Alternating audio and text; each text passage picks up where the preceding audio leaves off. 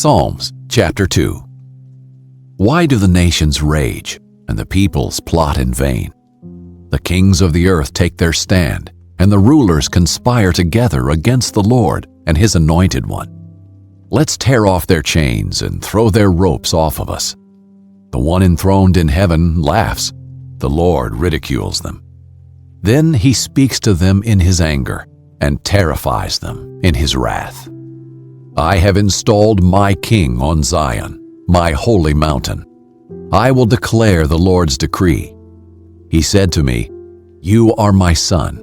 Today I have become your father.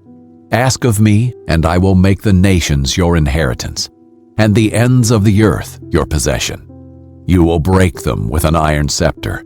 You will shatter them like pottery. So now, kings, be wise. Receive instruction, you judges of the earth.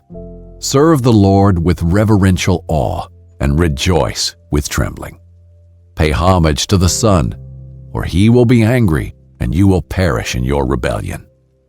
For his anger may ignite at any moment. All who take refuge in him are happy.